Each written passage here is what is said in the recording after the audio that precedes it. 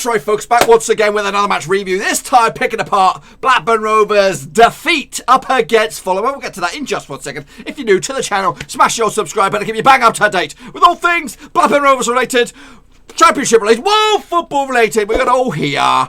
Ruski, that's right. Let's waste no more time and jump into the thick of things. I'll tell you all about it. 1-0 defeat at Ewood Park.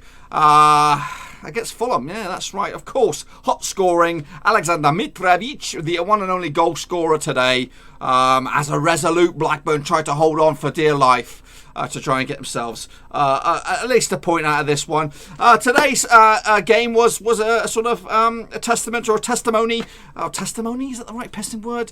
A sort of acknowledgement of course, Tony Parks, who this week has been diagnosed with, is it Alzheimer's or something along those lines? You know, obviously, yeah, it's tragic to see one of our legends of the club. Obviously, Tony Parks has been a part of the backbone of Blackburn Rovers for a long time, and it was great to see the club recognise him, and of course the people at Ewood Park recognising him at the match before kick-off. So, but unfortunately we couldn't bring on the points for him. But yeah, let's talk about that just a little bit.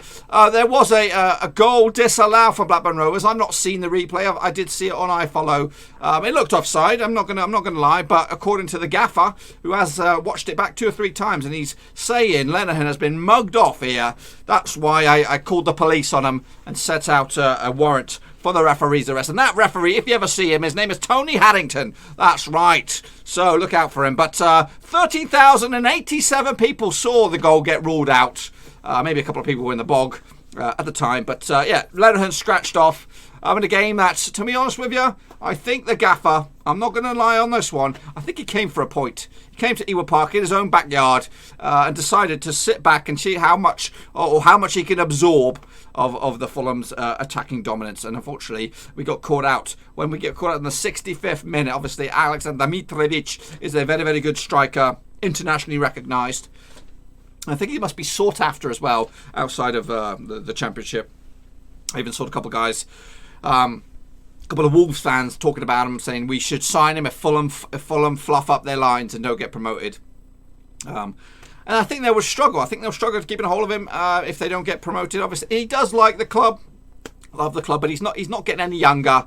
And I think, you know, with the World Cup, obviously after the Euros, even with the Euros in mind as well, Mitrovic won't be hanging on if Fulham stick around in the Championship. But they are blessed with a lot of quality. Kearney, of course, is a very, very good player. We all know him very, very well. Former Rover. Cavallero, Cordova Reed, also quality. Hector, Michael Hector, what a player he was today. Really stood out amongst the rest of the back line for Fulham. Even Joe Bryan gets man of the match according to who scored, but not for me. I think if in all honest opinion, I think Hector deserves it. He was a rock at the back for Fulham. But as a Rovers point of view, was there any standouts for us?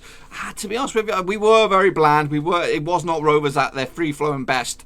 Could only muster nothing really. And when you see the shots, just 4 shots for Rovers, not on target. That's period across the place. Anyway, let's take a look at some of those numbers down there. We did talk about the 4 shots, 11 shots for Fulham. They did boss possession, well, 53.2% possession. Rovers 46.8, and we really didn't get into the game until after Mitrovic put the ball on the back of the net. Pass succession though was good all around. Fulham obviously topped the charts in that regard in the Championship, and they did another good job today. 80% of their passes reached their intended target. 77% for Rovers. They had more dribbles as well, more corners. It was just a better all-round performance from Fulham. We can't really say too much negativity about that one, except for the goal that got scratched off. If it was a 1-1, I think maybe Fulham would have upped it again, and they nearly got themselves a second goal as well. Substitute Johansson went close. Let's take a look at the starting 11 here. First and foremost with Rovers, one was between the sticks. Bell, Adrabayo, Lenihan, and Nyambe made up the back 4. Travis and Johnson in those defensive midfield slots. Then we have Rankin, Costello, Downing, Gallagher, and Armstrong leading the line. And to be honest with you, we were very, very bland. Very, very bland. And hopefully we can bounce back our earliest opportunity, which is Tuesday against Hull at Ewood Park as well. I'd like to see maybe something a little bit different in there. There's 2 or 3 players I would consider dropping moving on to this game. Let's take a look at my match ratings now for these players. We're going to start with Walton. I give him a 7. He did make some cracking saves to deny Fulham from getting any more goals in it. But yeah, it's just unfortunate to get caught out on that goal. It was a good goal from Mitrovic. It was a poacher sort of S goal. Great work by him. And slots it past Walton, no problem. Amari Bell, okay performance again. 6. Adebayo, 5 again. He's showing some little moments of naivety, or if that's the right, immaturity sometimes. That I'd like to see him a bit more composed. Leonard with a 6 as well. Not really great. They were good. They were solid at the back, but there were some little mistakes that Fulham were trying to take advantage of as well. Even one of the mistakes was a goal. We'll talk more about that in a minute. Nyambe with a 7 again. I can't see anything wrong with Nyambe. He just throws in his heart and soul into the Blackburn Rovers these days. Travis with a 7 as well, but it is him on his shoulders that the goal kind of would go into. It was a mistake by him, picked up by a Fulham man, and eventually put it forward to Mitrovic, and he put it in the back of the net. Yeah, so 7 for Travis, though. He still continues to try to make amends, and even before that was always clipping at people's heels. Johnson, though, what a shit show performance for him. I was a huge fan, and I celebrated his signing back in July or August, whenever it was. Big boss man midfielder, but he's been off the boil for a lot of these games recently, and today he was just 5 or 6 steps behind everybody else. So I was not happy with his performance, and to be honest with you, he's one of the names that'll probably not make it for Hull on Tuesday night. Ranky Costello as well, not really the best performance for me, but he's got big shoes to fill. He's doing the best he can do. He had a couple options or bits of the game that he stood out, but a little bit lackluster for me. Hopefully Hull, he might get another shot at it at Hull City on Ewood Park on Tuesday. Downing as well did good, composed as well. His left leg, or left peg should I say, was key to whatever we could create, if there was anything to create. And Gallagher with a 4, Armstrong with a 4. Those two up top provided little to get excited about. Let's take a look at the lineups for Fulham. Roddick was between 6, good goalkeeper, solid.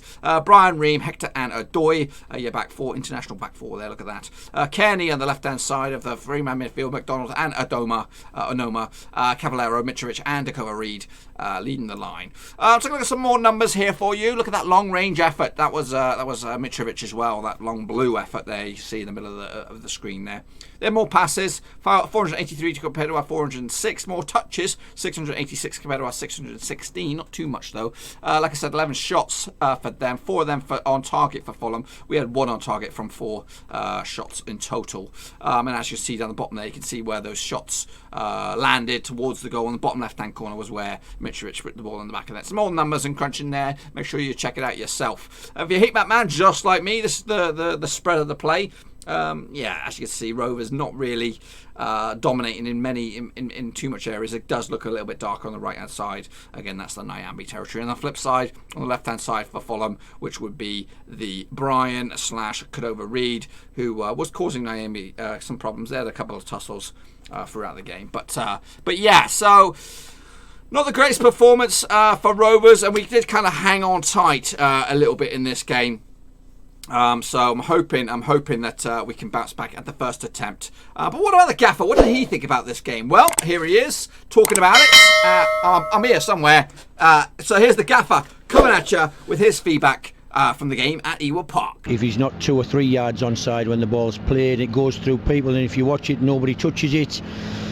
Whether the official thinks somebody touched it, I don't know, but I've just watched it back and nobody touches it, and Lenihan's 3 yards onside, he turns and sticks it in the net, and just a frustration for us really. You know, I stand here and think, oh, VAR in the Championship might be alright, and yet, you know, I sit like everybody else in football and raise your eyebrows at VAR, and I'm not sure it's helping the game, but today it might have helped us, because I'm pretty sure that would have been allowed to stand.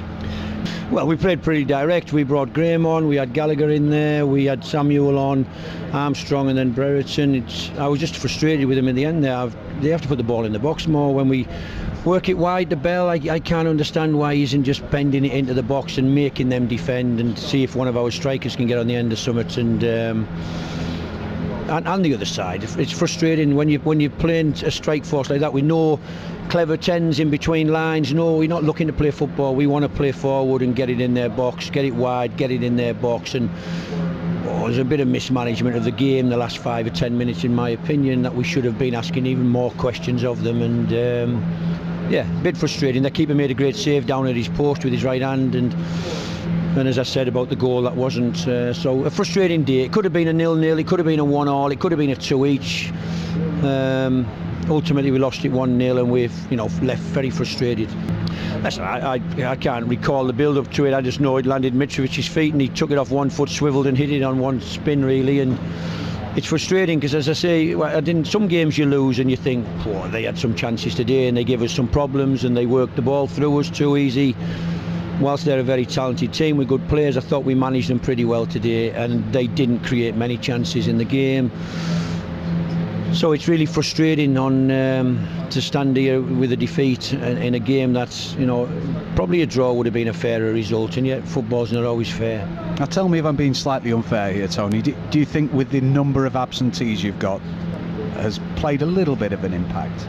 No, I'm not interested, to be honest, in making them sort of situations. You've got a squad of players. We just have to play a slightly different way, really. So Costello's not Bradley Dack. He's not Joe Rankin Costello or Lewis Holtby. He's a hard-working, honest young guy with decent athleticism, and he can score a goal. And today he found it pretty hard against some experienced footballers who were playing their little triangle and high-quality passing game. And but he worked really hard for the team. But it's, as I said, he's not Dak and never will be, and he's not expected to be that type of player. We're trying to play a different way today, sort of out of possession. We've won games. Brentford came here and we played not a Dak type. Bennett the year before played 10 against Brentford just to stop their flow and their rhythm, and it can work sometimes. And today for long spells it did. Obviously when you go behind you need to change something, and we tried to put the ball in the box a lot earlier, but listen, that's football. We have to accept it. Fulham are a good side, and they're right up there with Leeds United and West Brom, and their aspiration is to finish in the top 2, and they've come here and managed to get a result. So whether they deserved it, they won't really care. They'll put the points in the bag, they'll get on the bus and they'll go back home.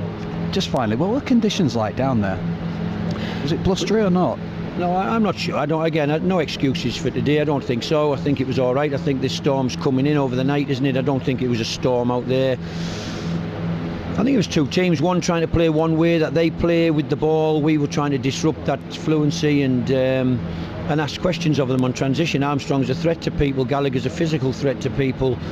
Of course we're missing the craft, as we said, of Dak or Holtby or Rothwell, but there's no excuses. I thought they worked really hard today. I thought they applied the game plan, and we're unfortunate not to come away with anything. Meanwhile, what's been now said on social media? Well, let's take a little look, shall we? Andy Bays said this: Rovers 0, Fulham 1, the sort of away win that gets you promoted. That's for Fulham, that is. Rovers tried, but the final ball wasn't quite there. Travis and Nyambe, excellent. Chris Martin said this: sometimes you just got to hold your hands up and admit you were beaten by the better team. Today is one of those times. Fulham were clearly the better side, especially in the second half, and deserved the 3 points. That being said, we weren't great at all. #Rovers. California Rover said this: things to take away from today. The defence is fine. Ryan was man of the match for me. Bell has stepped up. He has stepped up. He's looking a lot more composed at the back. Travis Downing should be the midfield too. Johnson not with the pace. Joe Rankin Costello will be a big player for us. Fulham are quite a quality side. 5, we're not quite good enough, but improved on 18-19 season. Matt Stilto, or Silito, said this: when the chance comes, it's about taking it, and Fulham took theirs today. Roddick makes a great save to keep them in front, and Hector was outstanding for Fulham at the back. Perspective needed. Injuries determined how we set up today, and it's the first defeat at home since September. Sean Fox said this: I was excited when we signed Brandon Johnson, but I think it's fair to say he doesn't deserve a place in this team, and is only there due to our nightmarish injury situation. He's only on a 1-year contract, correct? That's asking for some confirmation out there. I'm not too sure. I think it might be a 2-year deal. I'm not too sure. Mike Delap said said this, one of those games where the raft of recent injuries really took its toll on us. Not enough keys to unlock a good Fulham side and unduly worry them outside of a few fleeting moments. Shame. Hashtag Rovers. DJ Cunningham. No relation to Greg, I don't think. Didn't expect anything today. Showed so much that we were missing the creative three. Still think Mulgrew should be given a chance just purely because of his goals, indeed. John Robinson said this. Rovers, Sam Gallagher was hopeless. We need to go back to the training ground, practice first touches. Every game is a scrap. We never looked in control. Jordan Kingsley said this. Woeful performance. I never see Sam Gallagher in a Rovers shirt again. I'll be happy. That's their opinions, not mine. Thomas Evans said this. Mowbray brought this on him by not adding to the team in January. This season is now written off. Blackburn Rovers said this. Tony Mowbray says he watched Darrell Lenihan's goal back and he's 2, maybe 3 yards onside. You may have heard that in the old Talking Heads segment right there. And Lyad Gillar, the old South African Rover, poor decisions to bring on Samuel if plan was to get balls into the box. Should have put Bennett on for that sole reason. Don't think I've ever seen such a high amount of times second ball has found a red shirt.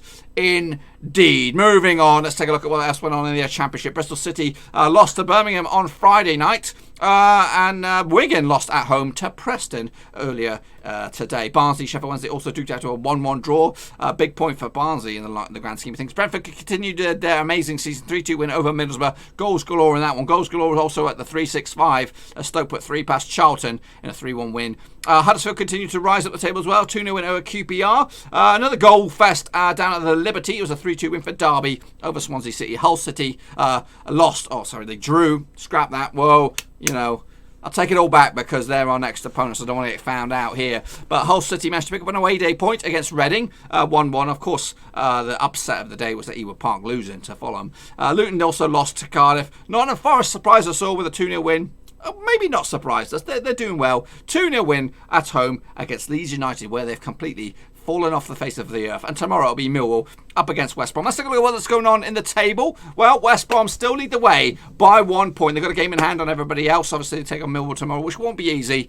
Leeds slipped up again.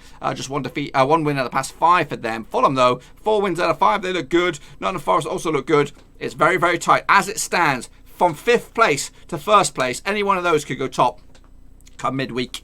Preston are back in the playoffs as well.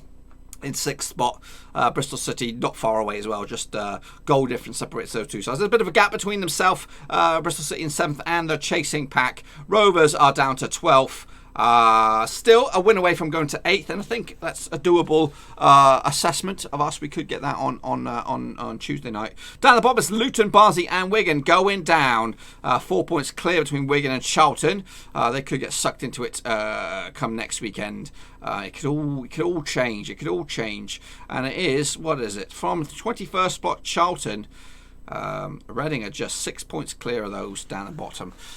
So yeah, there looks to be, I would say from Charlton maybe to Reading, 16th below are still in the old relegation dog scrap. They're in it. I'd say Derby, 13th place. I'll chuck these guys in there as well. I'd say from 15th up are still in with a shot at the playoffs for now, but it's probably going to change by the end of this month. Big month this. Talking about big month, this is what's going to go on midweek. We take on Hull City Tuesday, game of the weekend right there at Ewood Park. Hopefully we can get ourselves back to winning ways. We're going to take on Middlesbrough, big game for both of those two sides, still at the bottom end of the table. Forest against Charlton, can they get themselves top of the table? That's on the agenda. Very difficult game for Leeds though. They go away to Brentford, who look themselves try to get top of the table as well.